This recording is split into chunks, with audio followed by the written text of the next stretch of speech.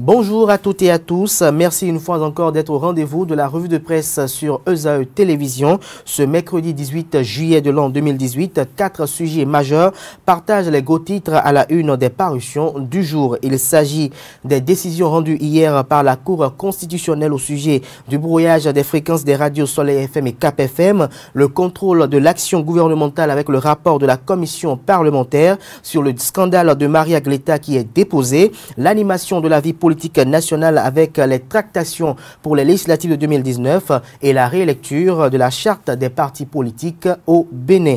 Brouillage des fréquences de Soleil FM et Cap FM, nouvelle expression retient de la décision de la haute juridiction rendue publique hier que la Cour donne raison à la haute autorité de l'audiovisuel et de la communication HAC. Le potentiel en déduit que la HAC n'y est pour rien en ce qui concerne le brouillage des fréquences de Soleil FM et de Cap FM. Pour la presse du jour, la haute autorité de l'audiovisuel et de la communication HAC est dédouanée des condamnations. Le matinal constate ainsi que Serge Prince Agbodjan et Landry Adelakon ont été déboutés par la Cour constitutionnelle suite à leur recours. Le premier en violation de la Constitution par le président de la HAC pour inaction dans le cadre de la brouille des émissions des radios Soleil FM et Cap FM. Et le second en violation des articles 24 et 142 de la Constitution et de l'article 9 de la Charte africaine des droits de l'homme et des peuples par la HAC. C'était hier, mardi 17 juillet 2018, à l'occasion des audiences publiques tenues à Cotonou, au siège de l'institution. Contrôle de l'action gouvernementale, le rapport de la commission parlementaire sur le scandale de Maria Gleta déposé, 50 milliards de francs CFA dilapidés par le régime du changement et de la refondation. Les députés demandent au gouvernement de poursuivre les mises en cause. Relaye le quotidien Fraternité ce matin en manchette. Après lecture de la page 3 de la parution du jour de Fraternité, il en ressort que les députés de la 7e législature commis à leur mission de contrôle dans le cadre de ce dossier ont déposé le rapport au président de l'Assemblée nationale, maître Adrien Rungbeji.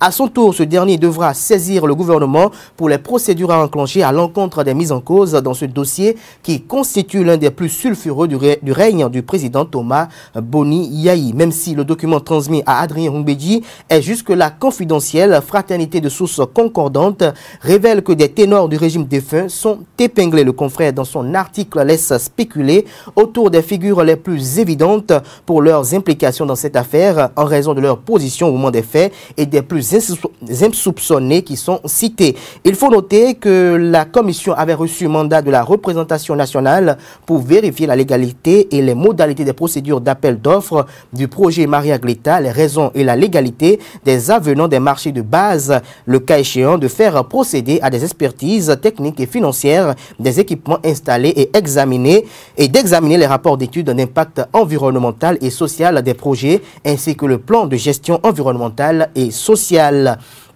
Ont été commis à cette tâche les députés d'Akpesossou, Adibade Konsonda, Jean-Marie Alagbe, Ibatou Sani Glele, Marcelin Aronoukou, Mohamed Jibigaye, Rachidik Badamansi et Benoît Degla. D'un registre à un autre, législative de 2019, Mariama Baba Moussa prend la tête de la coordination de ABT de Parakou, informe la livraison du jour de Les Pharaons. L'événement précis note que l'Alliance pour un Bénin triomphant ABT, à l'instar des grands partis qui animent la scène politique nationale au Bénin, mais déjà en ordre de bataille sa troupe dans la cité de Kobourou dans la perspective de triompher lors des législatives de 2019. C'est à cet effet d'ailleurs qu'il a été procédé le dimanche 15 juillet de l'an 2018 à l'installation du bureau de coordination communale de Parakou, un bureau de 17 membres que préside désormais Mariama Baba Moussa.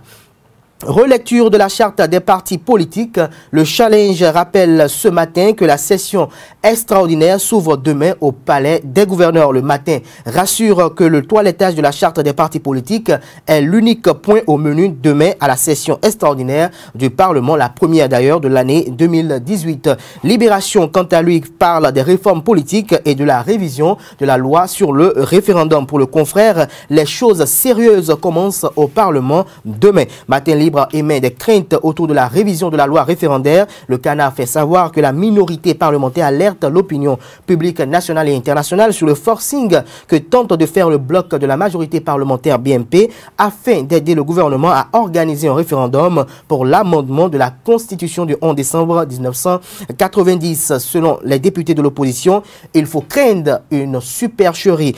Promotion au haut niveau ou promotion au haut emploi de la chaîne des dépenses publiques qui sont les premiers nommés du fichier national, s'interroge Matin Libre ce matin en manchette. Selon les colonnes du quotidien, annoncé à grand renfort médiatique en début de mandat pour être disponible fin décembre 2016 au plus tard, le fichier national devant servir de base de données pour la nomination de cadres compétents aux hauts emplois de la chaîne des dépenses publiques ne sera prêt que non plus tard, soit à décembre 2017, rappelle le confrère. Mais depuis lors, après les nombreux communiqués à manifestation d'intérêt de la ministre de la fonction publique, un test psychotechnique qui aurait été organisé au profit des candidats, plus rien quant à la suite. Et pourtant, chaque mercredi, que de nominations de conseil des ministres au poste concerné. Matin Libre rappelle que Adidjat Matisse avait martelé au cours d'un point de presse en décembre 2017 que cette méthode de sélection permettra de mettre en compétition les divers postulant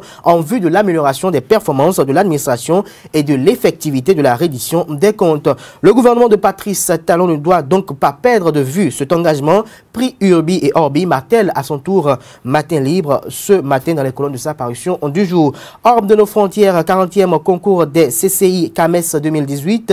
L'événement précis rapporte que plusieurs enseignants béninois sont admis. Selon les colonnes du journal, 57 universitaires béninois montent en grade. Ils ont été retenus au terme de la 40e session des comités consultatifs interafricains CCI du Conseil africain et malgache pour l'enseignement supérieur CAMES qui s'est déroulé du 9 au 18 juillet 2018 au Niger. L'événement précis fait observer que le Bénin fait une avancée notable avec l'inscription de 57 candidats contre 66 postulants. Il s'agit de 44 maîtres assistants, 13 maîtres de conférence et 5 professeurs titulaires pour le compte de l'université d'Abomey-Calavi UAC. À découvrir dans les colonnes de Nouvelles Expressions et de bien d'autres parutions du jour, telles que Bénin Intelligent, la liste des universitaires béninois, c'est 57 admis au Conseil africain et malgache pour l'enseignement supérieur CAMES au Bénin.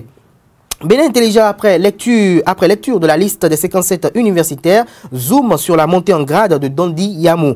Elle est la première professeure titulaire en droit public, précise le confrère. Dondi Yamou a été consacré professeur titulaire en droit public par le Conseil africain et malgache pour l'enseignement supérieur CAMES lors de sa session tenue à Niamey, au Niger, seule femme agréée des facultés de droit au Bénin et la première en droit public international. Elle vient d'ajouter un grade à son édifiant parcours. 5 ans après son agrégation, ajoute le quotidien national d'information. Intervention à présent à l'actualité relative au dossier qu'il convient désormais de baptiser KGB. Le matinal renseigne que l'extradition du Béninois Kiki Sagbe-Godonou Bernard alias KGB vers son pays n'est que le début d'une longue procédure judiciaire. D'après les sources du défi d'une génération, le présumé escroc international sera présenté très prochainement au procureur de la République près le tribunal de première instance de première classe de Cotonou. C'est lui qui, après l'avoir écouté, va certainement nommer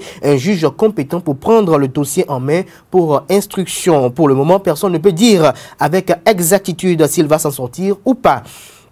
Mais une chose est certaine, selon l'informateur du matinal, il y a une plainte le concernant et la procédure est en cours depuis. C'est une vieille procédure et la justice procède à des arrestations. KGB, selon les informations qui ont circulé au lendemain de son interpellation à Lomé au Togo, serait réputé dans des affaires d'escroquerie et de transactions financières obscures qui opéreraient par le biais d'un réseau qu'il a mis en place à cet effet. Et pour finir ce matin, amélioration de la vie carcérale. Les pharaons apportent ce matin l'information selon laquelle une nouvelle maison d'arrêt est désormais en service à Saint-Valo. Le ministre de la Justice et de la Législation et des Droits de l'Homme, Séverin Quenome, a procédé à l'inauguration du joyau vendredi dernier. À en croire les colonnes du quotidien, les pharaons, c'est une infrastructure de type moderne qui démontre toute la volonté du gouvernement d'humaniser les prisons du Bénin. Mesdames et messieurs, ce sera tout pour la revue de presse de ce jour. Merci pour l'attention. Le rendez-vous est pris pour demain pour notre numéro. D'ici là, portez-vous bien et passez une agréable journée de travail en compagnie de nos programmes